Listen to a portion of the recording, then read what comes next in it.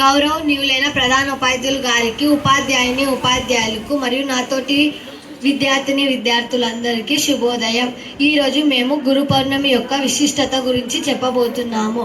ఎందుకు అంటే నిన్నటి రోజున సెలవు కాబట్టి ఈరోజు వేదం, యజుర్వేదం, సామవేదం, అధర్మ వేదం, ఉపవేదాలు, ఆయుర్వేదం, ధనుర్వేదం, గంధర్వ వేదం, అర్ధవేదం, వేదాల వివరణ, ఋగ్వేదంలో వివిధ యంత్రాలు తయారీ, ఓడల తయారీ విధానం మరియు వ్యవసాయ పద్ధతులు, వ్యాపార ధర్మాలు, విమానాల తయారీ, ఓడల తయారు చేసే విధానం, ఇవే కాకుండా దుర్వాణి మొదలగు అత్యాధునిక శాస్త్ర పరిజ్ఞానాలు కూడా ఉంది.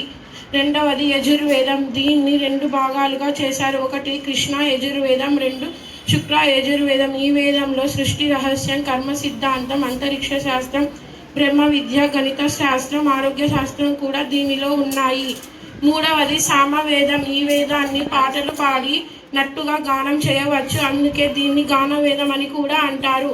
1000 శాఖలు కలిగిన సామవేదంలో దురదృష్టవశాత్తు కేవలం ఒకే ఒక శాఖ లభిస్తూ ఉంది. నాలుగవది అధర్మణ వేదం. 9వ శాఖలో ఉన్న ఈ వేదంలో కూడా ఒకే ఒక శాఖ మాత్రమే ఉంది. దైవోపశాస్త్ర, సృష్టి రహస్యం, బ్రహ్మ విద్య, దైవ ప్రార్థన, నియమాలు, నిష్టలు, బ్రహ్మచార్యం మొదలైన శాస్త్రాలు దీనిలో కలవు. నేను 9వ తరగతి ఏ సెక్షన్ చదువుతున్నాను.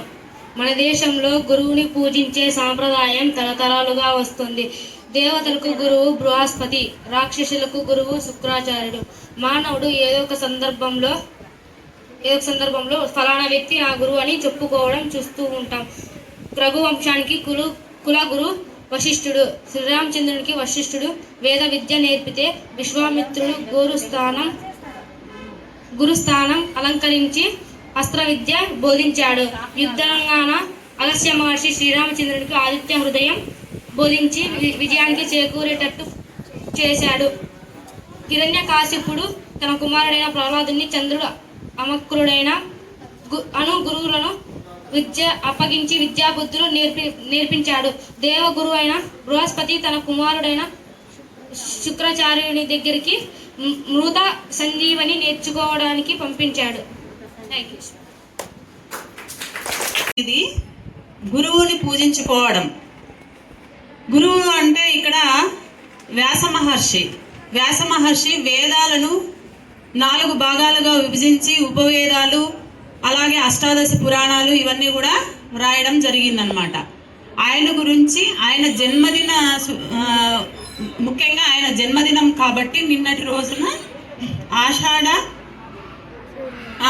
శుద్ధ పౌర్ణమి రోజు గురు పౌర్ణమిగా జరుపుకుంటామన్నమాట. ముఖ్య విశేషము అందువలన నిన్న చేసుకోవాల్సింది నిన్న ఆదివారం కాబట్టి ఈరోజు మనము గురు పౌర్ణమి గురించి చెప్పుకున్నాం. Okay, thank you.